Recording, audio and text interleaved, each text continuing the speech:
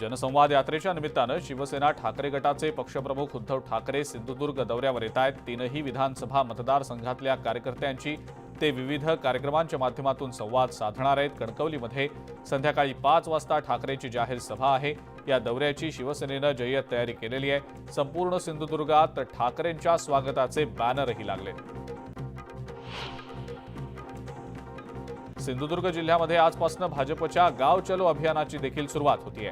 भाजपचे राष्ट्रीय अध्यक्ष जे.पी. नड्डांच्या संकल्पनेतून 4 फेब्रुवारी ते 11 फेब्रुवारी या कालावधीत भारतातल्या 7 लाख गावांमध्ये हे अभियान राबवलं जातंय। या अभियानाच्या माध्यमातून प्रत्येक बूथवर एक प्रवासी कार्यकर्ता संपूर्ण दिवस प्रवास करणार आहे। या प्रवासादरम्यान गावातल्या विविध घटकांची भेट घेऊन चर्चा केली जाईल। यात गावातील प्रभावशाली व्यक्ती, नवमतदार, केंद्र आणि राज्य सरकारच्या विविध योजनांचे लाभार्थी, स्थानिक स्वराज्य संस्थांचे लोकप्रतिनिधी, जनसंघापासून काम करणारे भाजपचे ज्येष्ठ पदाधिकारी, गावातील शासकीय कर्मचारी आणि इतर घटकांच्या गाठीभेटी घेऊन संवाद साधला जाईल। उपमुख्यमंत्री अजित पवार आज बारामती दौऱ्यावर येत आहेत। बारामती शहर आणि परिसरातल्या विविध विकास कामांची ते पाहणी करतायत। राष्ट्रवादी काँग्रेसच्या पदाधिकाऱ्यांची अजित पवार बैठकही घेणार आहेत। अजित पवार जनता दरबार देखील घेणार आहेत आणि नागरिकांचे प्रश्न सोडवण्यासाठी प्रयत्न करणार असल्याचं त्यांनी सांगितलंय। गडचिरोली पोलीस आयोजित गडचिरोली महोत्सव 2024 या कार्यक्रमाचा शुभारंभ उपमुख्यमंत्री देवेंद्र फडणवीसांच्या हस्ते पार पडला आणि यावेळेला फडणवीसांनी गडचिरोली पोलिसांचं कौतुक केलं। हा महोत्सव सामान्य माणसाचा पोलिसांवरच्या वाढत्या विश्वासाचं प्रतीक असल्याचं त्यांनी म्हटलेलं आहे। समाजातल्या प्रत्येक घटकापर्यंत पोहोचून समाजात पोलिसांच्या प्रती सद्भावना तयार करण्याचं काम केल्याबद्दल त्यांनी गडचिरोली पोलिसांचं कौतुक आणि अभिनंदन केलंय। राज ठाकरेंच्या मनसेनं उद्धव ठाकरेंच्या नेतृत्वातल्या शिवसेनेला धक्का दिलेला आहे। सिल्व्हासामधले शेकडो पदाधिकारी राज ठाकरे यांच्या उपस्थितीमध्ये मनसेत प्रवेश करणार आहेत। ठाकरे गटातल्या पदाधिकाऱ्यांनी शिवसेनेला जय महाराष्ट्र करण्याचा निर्णय घेत मनसेचा झेंडा हाती घ्यायचा निर्णय घेतलाय। सकाळी 10 वाजता राज ठाकरेंच्या उपस्थितीत हा पक्षप्रवेश पार पडेल। अहमदनगरमधल्या सभेमध्ये छगन भुजबळांनी विरोधकांना चोख प्रत्युत्तर दिलंय।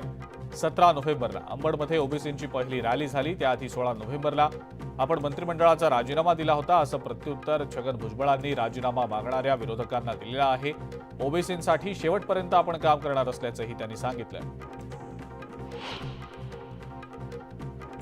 मंत्री भुजबळांच्या वक्तव्यावर उपमुख्यमंत्री फडणवीसांनी प्रतिक्रिया दिलेली आहे। छगन भुजबळांचा राजीनामा आम्ही स्वीकारलेला नाही, याबाबत मुख्यमंत्री निर्णय घेणार असल्याची माहिती फडणवीस यांनी दिलेली आहे। भुजबळांनी राजीनाम्याबाबत केलेल्या वक्तव्याच्या संदर्भात अजित पवारांनी मौन बाळगलेलं आहे। अजित पवारांनी माध्यमांसमोर याबाबत बोलणं टाळलंय। माध्यम प्रतिनिधींनी प्रश्न विचारल्यानंतर अजित पवार काहीही न बोलता निघून गेले।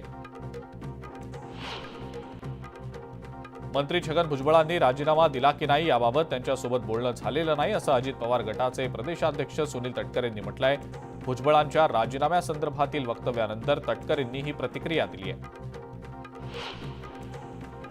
मराठ्यांचा नेता बजेटमधून आरक्षण मागतो, अशा नेत्यामागे एवढा मोठा समाज कसा काय जाऊ शकतो, अशा शब्दात मंत्री छगन भुजबळ यांनी जरांगेंना टोला लगावलाय।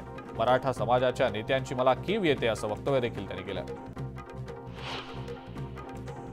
आगामी लोकसभा निवडणुकीच्या पार्श्वभूमीवर उद्धव ठाकरे सिंधुदुर्ग जिल्हा दौऱ्यावर येत आहेत। उद्धव ठाकरेंच्या स्वागतासाठी संपूर्ण सिंधुदुर्ग सज्ज झालेला आहे। राज्य महामार्गावर ठिकठिकाणी ठाकरेंच्या स्वागताचे बॅनर देखील लागले। मराठा आरक्षणाच्या सर्व्हेचं काम मुंबईमध्ये पूर्ण झालंय। पालिकेच्या सुमारे 30,000 कर्मचाऱ्यांनी 38,79,000 घरांचा सर्व्हे केला। पालिका अतिरिक्त आयुक्त डॉ. सुधाकर शिंदे यांनी ही माहिती दिली आहे। वडगाव मावळमधल्या मराठा क्रांती मोर्चा समन्वयक अमोल ढोरेनं समुद्राच्या तळाशी छत्रपती शिवाजी महाराजांचा भगवा फडकवलाय। जरांगेंच्या लढ्याला आलेलं यश या निमित्तानं आणि आरक्षणाच्या समर्थनार्थ लक्षद्वीप इथल्या खोल समुद्रात डीप सी डायव्हिंग करत स्कूबा डायव्हिंग करत समुद्र सपाटीपासून 40 मीटर म्हणजे तब्बल 131 फूट खोल समुद्रात जाऊन त्यांनी भगवा फडकवलाय।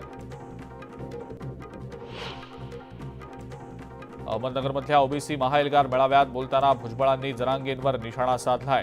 रडून काही होत नसतं, लढावं लागतं. आम्ही जिंकलो म्हणून गुलाल उधळता, मग उपोषण कशासाठी, असा सवाल भुजबळांनी उपस्थित केला. अध्यादेश आणि अधिसूचना यातला फरक कळत नाही, अशा शब्दात भुजबळांनी जरांगेंना टोला लगावलाय. महाराष्ट्रात 72% ओबीसी आहेत, त्यामुळे छगन भुजबळ मुख्यमंत्री झाल्याशिवाय राहणार नाहीत, असं वक्तव्य महादेव जानकरांनी केलंय. 17 नेत्यांच्या मागे उभे राहू नका, तर एकाच नेत्याला बाप माना, असं म्हणत भुजबळांच्या पाठीशी उभं राहा, असं आवाहन जानकर यांनी ओबीसी महाएल्गार मेळाव्याच्या माध्यमातून केलंय. आपलं आरक्षण हिसकावण्याचा प्रयत्न होतोय, त्यामुळे कुठल्याही दादागिरीला भीक घालू नका. ओबीसींचा आवाज कुणीही दाबू शकणार नाही. ओबीसी तुम्हाला जागा दाखवल्याशिवाय राहणार नाहीत, असा इशारा गोपीचंद पडळकरांनी दिलाय. अहमदनगरमधल्या ओबीसी महाएल्गार मेळाव्यात ते बोलत होते.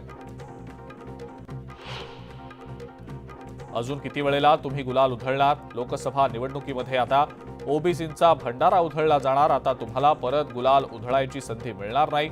महाराष्ट्र सरकारनं जरांगेंची फसवणूक केली की जरांगेंनी समाजाची, हे सरकारनं सांगण्याची गरज असल्याचं प्रकाश शेंडगे यांनी स्पष्ट केलंय. कल्याण गोळीबार प्रकरणातल्या 3ही आरोपींना उल्हासनगर कोर्टात हजर करण्यात आलं. यानंतर काही मिनिटातच 3ही आरोपींना कोर्टाबाहेर आणण्यात आलं. गणपत गायकवाड यांनीच गोळीबार केल्याची माहिती पोलिसांनी कोर्टात दिलेली आहे. कोर्टाबाहेर पडत असताना गणपत गायकवाड यांच्याकडून काहीतरी सांगण्याचा प्रयत्न होत होता. महेश गायकवाड गोळीबार प्रकरणी गणपत गायकवाड यांना 14 फेब्रुवारीपर्यंत उल्हासनगर कोर्टानं पोलीस कोठडी सुनावलेली आहे. उल्हासनगरमध्ये आमदार गणपत गायकवाड आणि शिवसेना शहर प्रमुख महेश गायकवाड यांच्यात झालेल्या गोळीबाराचं थरारक सीसीटीव्ही फुटेज देखील आता समोर आलेलं आहे. गणपत गायकवाड यांनी हिललाईन पोलीस स्टेशनमधल्या पोलिसांच्या केबिनमध्ये असताना महेश गायकवाडांवर थेट गोळीबार केल्याची सगळी घटना समोर आलेली आहे. पोलीस अधिकाऱ्यांच्या केबिनमधलं सीसीटीव्ही फुटेज लीक होतं, ते जाणून बुजून करण्यात आलंय, असा दावा गणपत गायकवाड यांच्या वकिलांनी कोर्टात केलाय. आमदार गणपत गायकवाड यांनी मुख्यमंत्री एकनाथ शिंदे यांच्यावर केलेले आरोप अत्यंत चुकीचे आहेत. पालकमंत्री म्हणून गायकवाड आपल्याला अनेक वेळेला भेटले, त्यांनी कधी तक्रार केली नसल्याचं शंभूराज देसाई यांनी म्हटलंय. गोळीबार प्रकरणाची उच्चस्तरीय चौकशी सुरू आहे. आमदार म्हणून काम करणाऱ्या लोकप्रतिनिधींनी संयम बाळगणं आवश्यक आहे, असं ठाण्याचे पालकमंत्री शंभूराज देसाई यांनी म्हटलंय. राज्यातल्या दुष्काळग्रस्त भागांमध्ये जिल्हा नियोजन मंडळाच्या निधीतनं मदत करण्याची राज्य सरकारची भूमिका आहे. चारा टंचाईच्या बाबतीमध्ये ज्या शेतकऱ्यांकडे पाण्याची उपलब्धता आहे त्यांना अनुदानित दरावर चाऱ्याचं बियाणं दिलं जाणार असल्याची माहिती राज्याचे आपत्ती व्यवस्थापन मंत्री अनिल पाटील यांनी दिलेली आहे.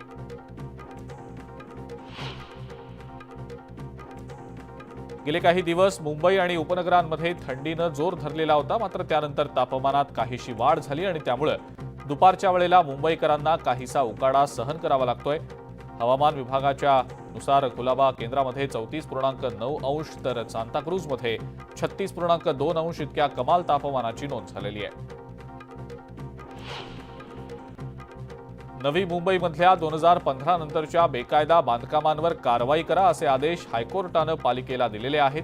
तर नवी मुंबईतल्या 31 डिसेंबर 2015 पूर्वीची बेकायदा बांधकामं दंड आकारून नियमित करण्याच्या धोरणासंदर्भातलं प्रकरण सुप्रीम कोर्टामध्ये प्रलंबित आहे.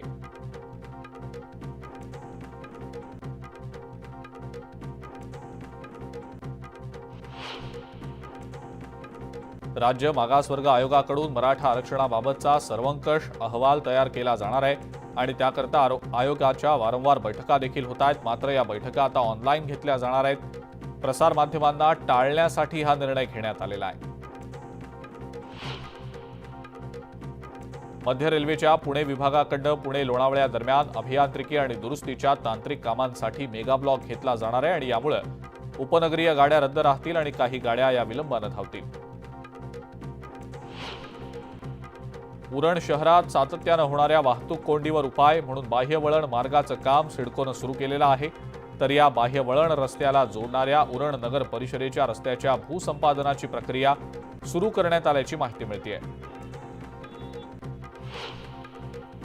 पनवेल औद्योगिक वसाहतीचा कायापालट होणार आहे। औद्योगिक वसाहतींमध्ये रस्ते डांबरीकरण, पाण्यासाठी जलकुंभ, मलनिस्सारण केंद्र आणि पावसाळी गटार यासारख्या प्रस्तावित कामांना 22,31,00,000च्या निधीला MIDCनं मंजुरी देखील दिलेली आहे। राज्यातील दुर्गम ठिकाणची पर्यटन स्थळं, प्राचीन मंदिरं, गड किल्ले यांच्यापर्यंत सगळ्या वयोगटातल्या नागरिकांना पोहोचता यावं यासाठी रोपवेची उभारणी करण्यात येणार आहे। राज्यातल्या 40 ठिकाणी रोपवे उभारणी तयारी सुरू आहे। त्याचा सविस्तर प्रकल्प अहवाल तातडीनं सादर करावा असे निर्देश केंद्रीय मंत्री नितीन गडकरी यांनी दिलेले आहेत। मुंबईकरांची पाण्याची वाढती गरज भागवण्यासाठी मनोरी इथं समुद्राचं खारं पाणी गोडं करण्याचा निक्षारीकरण प्रकल्प उभारला जाणार आहे। गेल्या 2 वर्षांपासून या प्रकल्पाची चर्चा होत असताना या प्रकल्पाचं काम 2024-25 या आर्थिक वर्षामध्ये सुरू केलं जाईल अशी माहिती पालिकेनं दिलेली आहे। हा प्रकल्प पूर्ण होताच पहिल्या टप्प्यामध्ये दररोज 200 दशलक्ष लिटर गोड पाणी मुंबईकरांना मिळू शकेल। मावळ तालुक्यातल्या 50 गावांना तसंच पिंपरी चिंचवड महानगरपालिकेला पाणी पुरवठा करणाऱ्या धरणांच्या परिसरातल्या धरणग्रस्तांचा प्रश्न अद्यापही सुटलेला नाही। या प्रकरणी मावळचे आमदार सुनील शेळके यांनी आक्रमक भूमिका घेतलेली आहे। पवना धरणग्रस्तांच्या प्रलंबित मागण्यांसाठी 10 फेब्रुवारीला पवनेचं पाणी बंद करणार असल्याचं त्यांनी सांगितलं। छत्रपती शिवाजी महाराजांच्या राज्याभिषेकाच्या 350व्या वर्षाच्या निमित्तानं 12 शिवकालीन गड किल्ल्यांना जागतिक वारसा स्थळाचा दर्जा मिळावा असा प्रस्ताव भारत सरकारनं युनेस्कोला पाठवलेला आहे। या प्रस्तावात महाराष्ट्रातील 9 गिरिदुर्ग आणि 3 जलदुर्गांना नामांकन देण्यात आलेलं आहे। त्यात लोहगडाचा देखील समावेश आहे। नगर पुणे महामार्गावर कांद्याची वाहतूक करणारा ट्रक आणि कारचा अपघात झाला। यामध्ये ट्रक चालकाचा मृत्यू झालाय तर 2 जण गंभीर जखमी झाले। जखमींवर शासकीय रुग्णालयात उपचार सुरू आहेत। पुण्याहून छत्रपती संभाजीनगरला कांदा घेऊन जात असताना ट्रक आणि कारचा अहमदनगरच्या पुलावर अपघात झाला। अपघातामुळे काही काळ वाहतूक कोंडी देखील झालेली होती। परभणीमधल्या गंगाखेड तालुक्यातल्या राणी सावरगाव इथं किराणा आणि भुसार दुकानाला भीषण आग लागली होती। या आगीमध्ये दुकानातलं सगळं साहित्य जळून खाक झालंय। शॉर्ट सर्किटमुळे ही आग लागल्याचं समोर आलेलं आहे। बुलढाण्यातले प्रहार संघटनेचे जिल्हाप्रमुख वैभवराजे मोहिते यांच्यासह 7 जणांवर खंडणीसह विविध कलमान्वये गुन्हा नोंदवण्यात आलेला आहे। पोलिसांनी दिलेल्या माहितीनुसार बुलढाण्यातल्या धाड इथल्या अमरदूध डेअरीचे यांच्या मालकांना छत्रपती शिवाजी महाराज यांच्या पुतळ्याचं सुशोभीकरण करण्यासाठी मोहितेसह 7 जणांनी 11 लाखांची खंडणी मागितल्याचं तक्रारदारांनी म्हटलंय। उद्धव ठाकरे कुडाळमध्ये येऊन राणेंच्या विरोधात बोलल्यास सभा उधळून लावू असा इशारा भाजपकडून दिला गेलेला आहे। या संदर्भातलं निवेदन देखील भाजपनं कुडाळ पोलीस स्टेशनमध्ये दिलेलं आहे। त्यामुळे जिल्ह्यामध्ये पोलीस बंदोबस्त वाढवण्यात आलेला आहे। उद्धव ठाकरेंनी खुल्या मैदानात सभा घेऊन दाखवावी असं आव्हान निलेश राणेंनी दिलेलं आहे। मैदानात गर्दी होणार नाही म्हणून ते भर बाजारपेठांमध्ये सभा घेत असल्याची टीका देखील त्यांनी केली आहे। स्वतःच्या मुलाला मंत्री करणाऱ्यांनी घराणेशाहीवर बोलू नये असा सल्ला रामदास आठवलेंनी उद्धव ठाकरेंना दिलेला आहे। अहमदनगरच्या दौऱ्यावर असताना आठवलेंनी हे वक्तव्य केलंय। यावेळेला शिर्डीमधून लोकसभा निवडणूक लढवणार असल्याची इच्छा पुन्हा एकदा आठवलेंनी बोलून दाखवली। इंडी आघाडी ही मोठी आघाडी असून राज्यामध्ये आम्ही 48 जागांवर लढू आणि जिंकू सुद्धा। या देशाची राज्यघटना पायदळी तुडवली जाते। लोकशाही वाचवण्यासाठी आम्ही सगळेजण एकत्र आलो आहोत असं मत काँग्रेस नेते भाई जगताप यांनी व्यक्त केलं। जिल्हा दूध संघामध्ये नोकरी लावून देण्याच्या आमिषानं लाखोंचा गंडा घालणाऱ्या प्रमोद सावदेकर या व्यक्तीच्या विरोधात मुक्ताईनगर पोलिसात गुन्हा दाखल झालाय। सावदेकर हा एकनाथ खडसे यांचा कट्टर समर्थक मानला जातो। पुण्यामध्ये प्रताप पवार लिखित अनुभवे आले या पुस्तकाचा प्रकाशन सोहळा पार पडला। राष्ट्रवादी काँग्रेसचे अध्यक्ष शरद पवार यांच्या हस्ते हा प्रकाशन सोहळा पार पडला। बुलढाण्यामध्ये नमो चषक कॅरम स्पर्धेचं आयोजन करण्यात आलेलं आहे. भाजप युवा मोर्चा प्रदेशाध्यक्ष राहुल लोणीकर यांच्या हस्ते स्पर्धेचं उद्घाटन झालं. लोणीकर आणि आमदार फुंडकर यांनी या स्पर्धेदरम्यान कॅरम खेळण्याचा आनंद लुटला. 25